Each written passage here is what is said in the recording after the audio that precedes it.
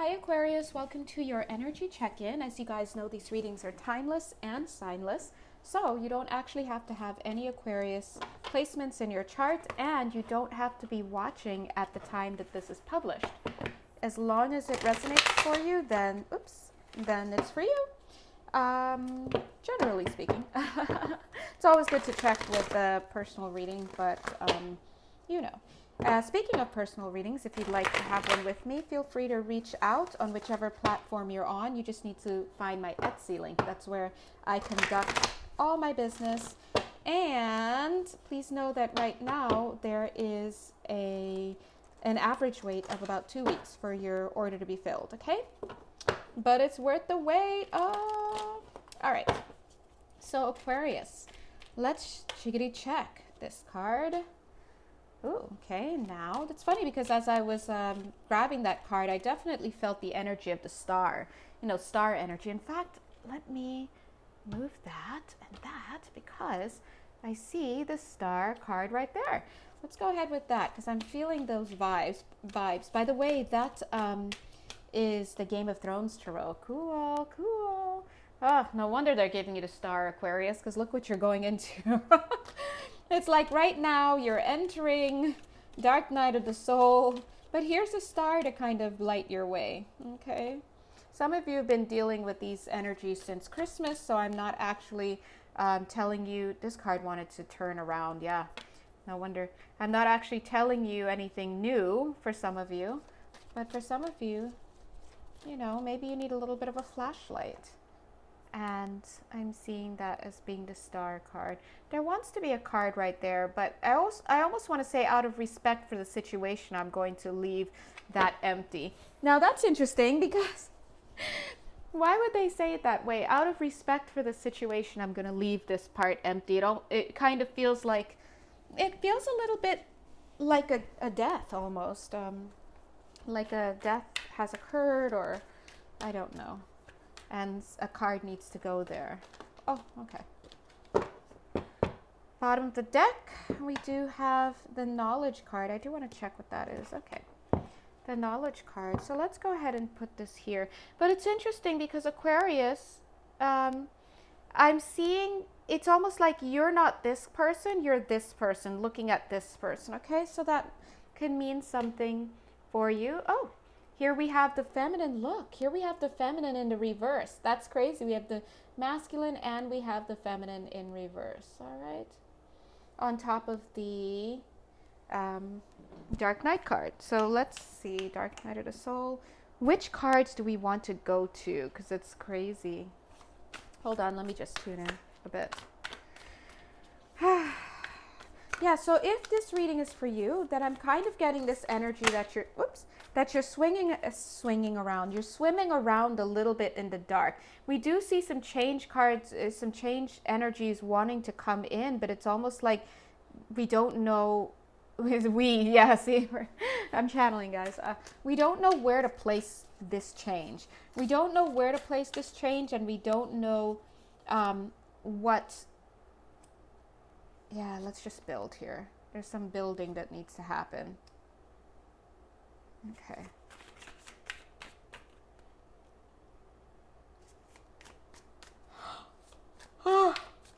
Okay, excuse me.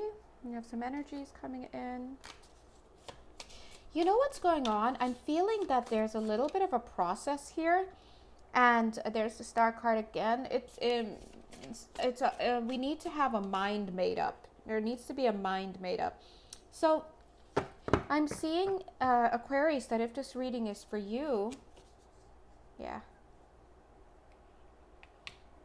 I'm getting a little bit of this energy of working together, right? But I'm getting a little bit of this energy of somebody kind of working towards something, thinking something great is going to happen, because we have the Nine of Cups, which is about wish fulfillment, right?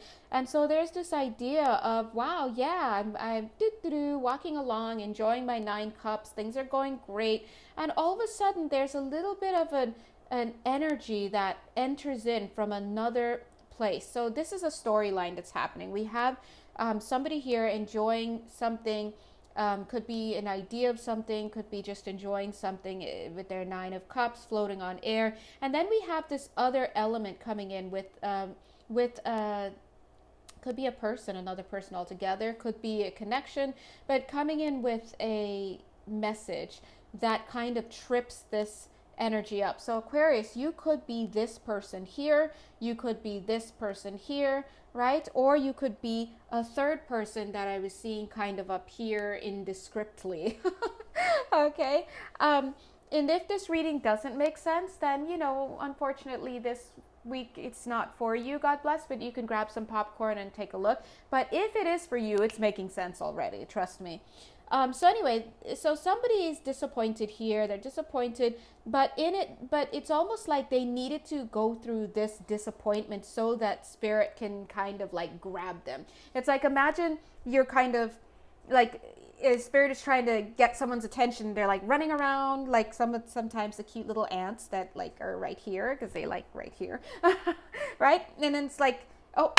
And I mean, that's not me killing the ants, I swear, but it's like spirit's like, oh, I got this person, right? So whatever this, it's almost like a clarification, because we do have the Ace of Swords, like I said, coming in here from another person that puts this second person into a tizzy, and then their attention is captured, and it's captured just enough to create enough stress, enough of, as spirit is saying in my ear, of a foundation.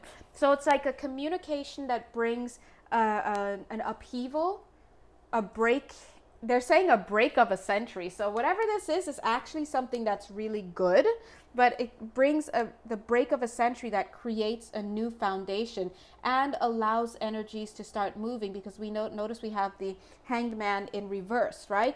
But that being said, there's a little bit of an energy that I'm seeing here with the Moon card, and I want to look into that a little bit further. But before I do, because we see that it's connected here, before I do, I want to highlight there's this walking away that leads to much better, the word is foundation, a much better foundation. And I don't have the Five of Cups on the board here, but I wouldn't be surprised if I did draw it for here, because this is the Grief card. Remember I told you guys that out of respect for the situation, we're not going to draw a card here, but it would be the Grief card, I would say. Didn't I say that there was oh my God, didn't I earlier say that there was a death of some sort? Look, here's the Death card. There we go.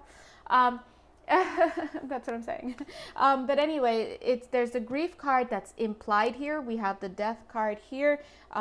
We have a feminine energy in the Dark Night of the Soul connected to the Star card. So the Star card comes through with a lot of hope energies. But right now, you can imagine like the Star card. It just look, the Star card is one of those cards that are like the Temperance card. It's a heavyweight card because it's in the major arcana. The Star card carries with it this idea of hope and this eternal light. It can carry destiny, and I respect these cards, but I have to be honest, as the reader, it looks a little bit like it doesn't really help.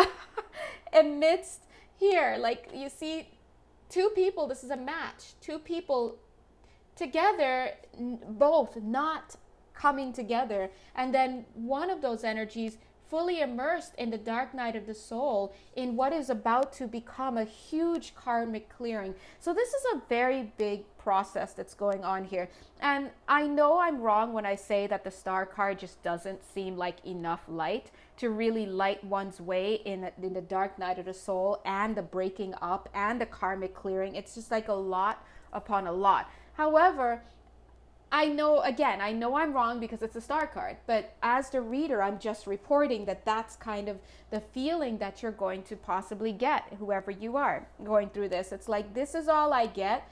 You're sending me out into the wilderness, no moon out, no light out, no star out, no nothing, and just this flashlight from Rite Aid. Like, what am I going to do with this? And this is kind of the energy.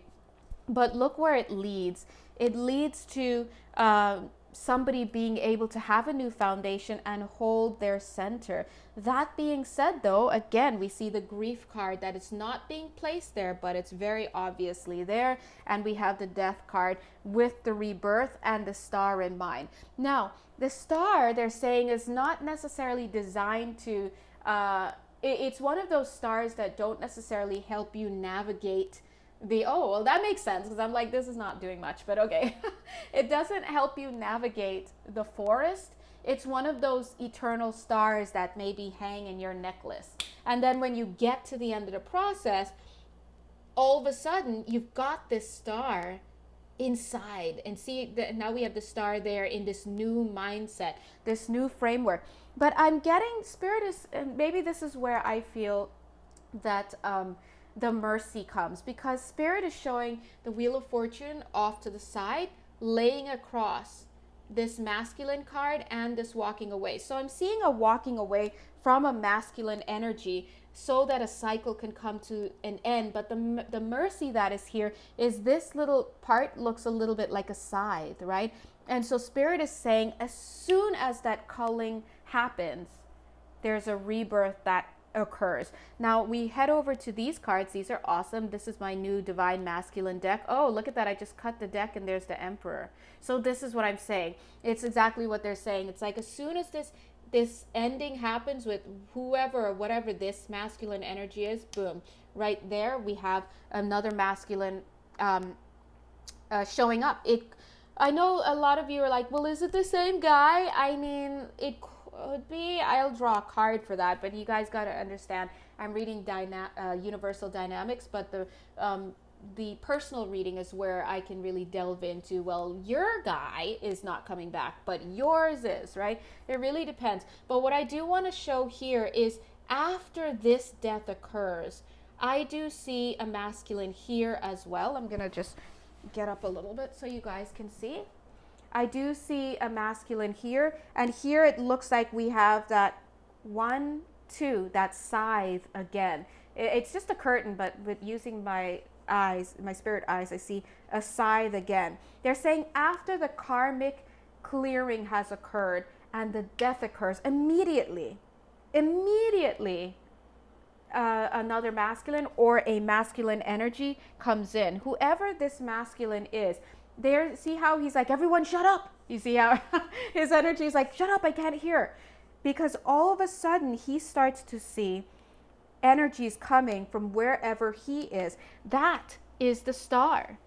So you see, what this is telling me is, once the feminine gets into a mindset that is conducive to togetherness, that's when a masculine could be the same one or may not be, when he's notified. So you see that, the same color, it's the star. So that's why, as I was looking at these energies and feeling it, and I was being very facetious with Spirit, they know me, they know when I'm being that way, and I was like, this star, we need to get it out of here because it's not doing anything. Like, it's like you're heading into a meat grinder, but here's a little flame, don't let it go out, right? But as they corrected us, it's not designed to take you through this dark night of the soul, this navigation of your emotions, which we're going to look at right there.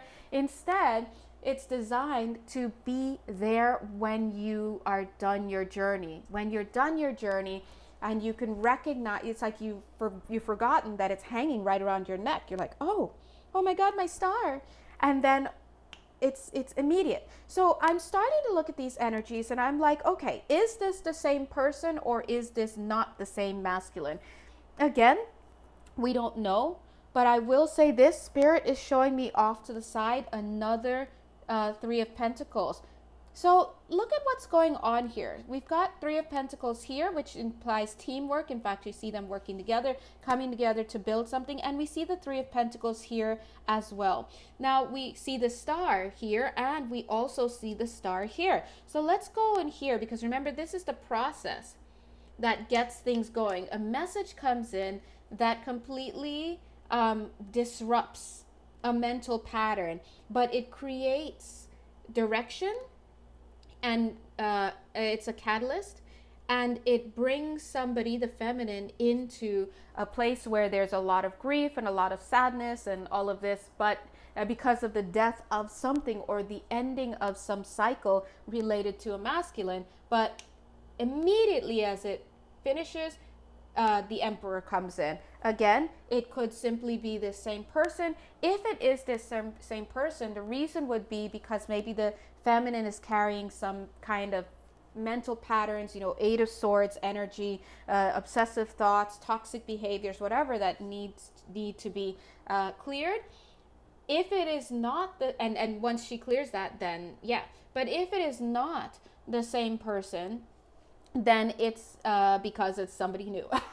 Okay, and this person, there was a karmic clearing, and took out this last person. Now I'm seeing some cards off to the side, and I'm thinking I want to pull a card here because we have some people cards, but I saw the guide saying don't pull it. So it's almost like they don't want me to clarify whether this is the same person or not. That being said, looking at this here along the way of the feminine, I wonder where, well, depending on who you are, you may be in some part of this process. I don't know. But here, there comes a time along this path where the feminine is going to have to make a choice between the shadow or a choice for the light. Now the thing is that I do see the moon card, which carries illusions, but I'm also seeing a lot of, almost like, I don't want to say a crippling grief, but I'm seeing a lot of indecision that is coming from a lack of clarity.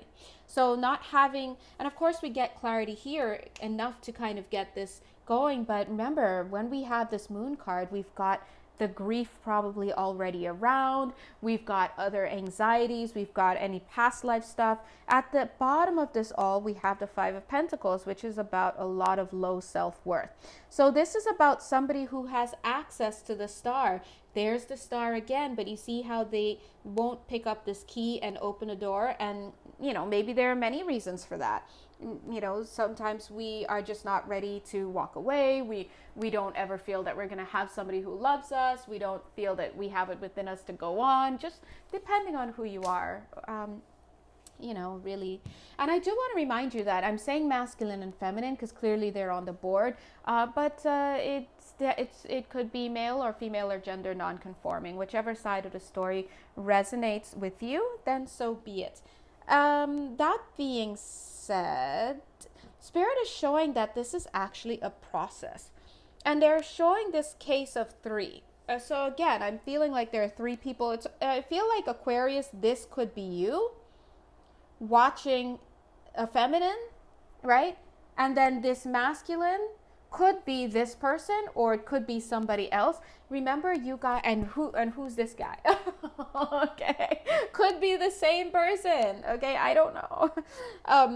But either way, let's go ahead and draw some clarification cards because I want to know myself.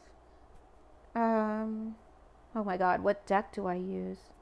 Let's use this deck. I love this deck. This is the Witch's Tarot. It's very neutral and it speaks. There I was going to say it speaks the truth. There it is, the Moon card again. Oh, okay. Here we go. Moving forward. Okay, so we have some soulmate energies going on here, okay? Bing. We've got the King of Cups. Where does he want to go? Here. And then we've got the Six of Swords. Where do you want to go? Okay, right there? Okay. So, bottom of the deck, we have the Ten of Wands, which makes sense. I want to take this whole card and put it on top of everything. The Ten of Wands, is about closing down shop, getting rid of everything. So it goes right here on top of the karmic clearing card. So we see here that there is a soulmate connection here. The feminine is getting rid of stuff. It's karmic clearing stuff, right? At the same time, I'm seeing a holding on to a masculine who is coming across as the King of Cups. And then we've got the feminine energies moving forward after this death card. So after this death has happened. So to be honest, this is a process that seems very deep, obviously, because what are the odds of drawing a couple on the board like that, guys? That's a big deal. But it's taking time, and it's painful. But look, here's the Ace of Pentacles. It's worth it, they're saying. I don't know where this wants to go. Does it want to go there? Oh, whoever this is. Okay. So whoever that person is, could be the same person, doesn't need to be, is worth it. These seem, what is this? What is this? These two cards. Ooh. The Nine of Pentacles being single, and the Knight of Pentacles having something to offer. Okay, so you know what? This is the process for this feminine energy. The beautiful thing that comes out. See, we have the Ace of Pentacles. The beautiful thing that comes out of this process for the feminine, whoever you are, is that you finally get rid of a lot of baggage. So I'm going to put it right here because that combines this path with this masculine, and this path with this all this stuff. Again, you could be getting rid of the masculine if you're moving into something new with somebody else, or you could be, this reversed card could be showing a separation while you get rid of all your stuff, bringing you back into connection with this same person. I don't see the rebirth card, you know, the judgment card on this deck, on this deck, I guess on deck, right? I don't see the rebirth card on this floor, but it's I do feel that it is a possibility for some of you, but that's not everybody. All right, so let's just okay. Oh, there's the Four of Wands. Four of Wands is the happy marriage card. So one of the things that the feminine is going through right now is that she's culling. So she's cleaning up these 10 of Wands. We're getting rid of old stuff so that she could build and rebuild. So when I say old stuff, I'm picking up energies from early in this lifetime, past relationships, stuff that was not cleared out, things from the past as well. You know, past lifetimes. I just, yeah, it's a lot. I feel like I could easily do a 45-minute reading on this, but I'm gonna have to cut it short because I see probably at 21 or 22 minutes by now. But that being said, one of the obstacles is that I'm seeing that this feminine is afraid of this Four of Wands, afraid of I guess happy marriage, afraid of having balance. These are things that are not present in this connection, or the way that she or he is being, or they are being right now. And that's because maybe it's some self-sabotage, the fear about it. There's the Three of Pentacles for the third time. 1, 2, 3. So that could also be talking about fear of any third-party stuff. Here we have the Five of Wands with a mask of happiness. Okay, so this is somebody who may be dealing with a lot of stress. We had the Five of Wands somewhere here, maybe off to the side. Oh, here it is. Dealing with a lot of stress, all of this, but wearing a mask of happiness. And here we have that Three of Pentacles, which is, you know, could be third-party stuff. I do want to notice that the note at the bottom of this is the Two of Cups, okay, which is about partnership. Not sure what it wants to say with that, because this is giving me either honeymoon energies for the rebirth, or you know, the new situation, or it's giving me an energy that I can't really. Oh, this is divine partnership. This is about helping each other out. Okay, so this is coming. This one card is actually coming from a much higher energetic level. So let's say if we're reading at a lower dimension or lower energy here, this is way up here. So this is showing soul contract. Okay, so it's so sacred. Let's put it that way. And I'm going to leave it at that, guys, because we're already at 24 minutes. If you'd like a personal reading with me, this resonated, please definitely reach out and let me know. Okay, until then, bye.